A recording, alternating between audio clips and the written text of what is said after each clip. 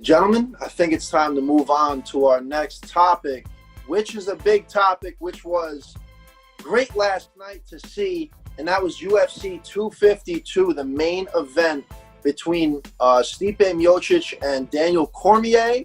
Gentlemen, what a hell of a match.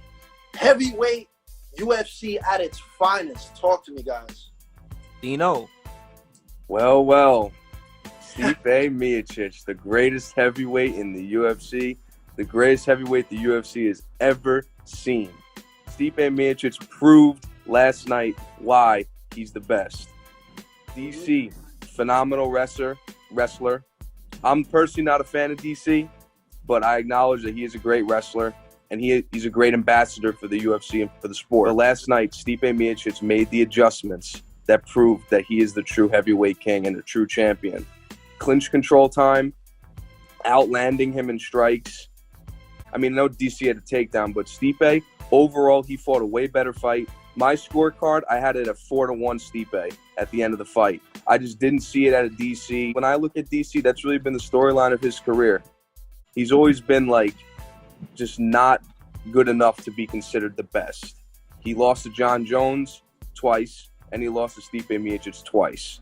I just haven't seen that at DC. And I really give a lot of credit to Stipe because I know he had a lot of doubters coming into this one. Even though he won the last one, he had a lot of doubters, and he still came out on top. He made the adjustments, got clinch control time, which I didn't really expect, and proved why he's the king of the heavyweights. And to piggyback off of Dino here, I completely agree with you. I had it 4-1 too. Some people could say, 3-2, but I agree, Dino. Other than round one, when Cormier had that late shot to wobble Miocic a little bit, it was all Miocic from there. And like you said, not to take anything away from DC, because, you look at the man, he's 5'11", he's got that 72.5 reach, so Miocic obviously had him on the height and the reach, but like you said, he's a great wrestler. He's got more power as a heavyweight, but he's got the speed of a light heavyweight, so that combo is pretty lethal. Just to add to his resume, he's one of 4 fighters in the history of UFC to simultaneously hold 2 belts. So he's obviously got the resume. But when it comes to fighting Miocic, he's outdone. Look at the last fight from last year. The man cried after the fight. Like you and I were talking about, he cries after fights sometimes. So not to take anything away from him, because he kicked my ass easily. Round 4 comes, and DC actually had more strikes on Miocic than Miocic had on DC. So, you could argue that the eye was impacted, but whole fight overall, Miocic was dominant. And like you said, greatest heavyweight of all time. The man has 6 title fight wins. That's the most in heavyweight history. I think you could go either way on the scorecard as far as giving it to Stipe 4-1 or 3-2. You can go either way. I can see it. When you talk about the first round, I thought Stipe started off really well compared to the last fight. I thought the last fight, DC started off fast and came out swinging. And in this fight, I think Stipe started off the fight very differently. What I noticed throughout the whole fight was there was a lot of adjustments that was being made. I think Stipe had an excellent game plan in regards to how to fight DC. When DC cannot take him down, I was saying to myself, why couldn't DC get him down on the floor? Why couldn't he, wrestle him to the ground and actually use that to his advantage? And I'm just like, you know what?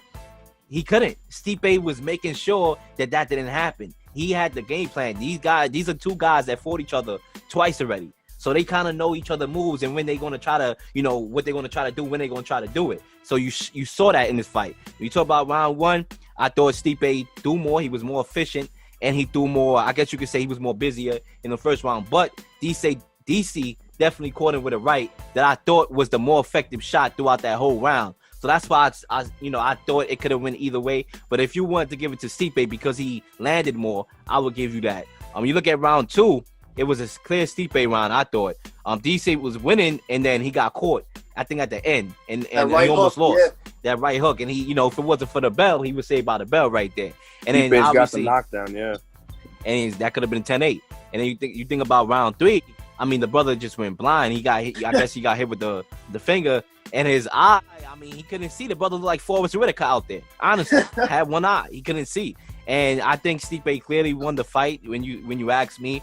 I guess you could give the round 4 to DC. I thought that was a DC round. And round 5 could have went either way. They were both going at it. That was one of my favorite rounds in the whole entire fight because I thought it was that close. But all in all, Stipe won fair and square. The judges got it right. And if this is the last fight for DC, well, see you, my brother. You had a good career.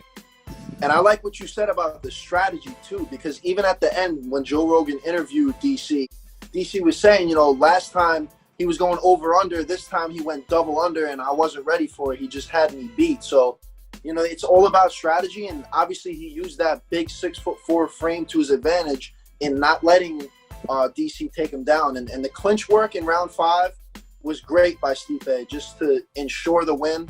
That's what a champion does.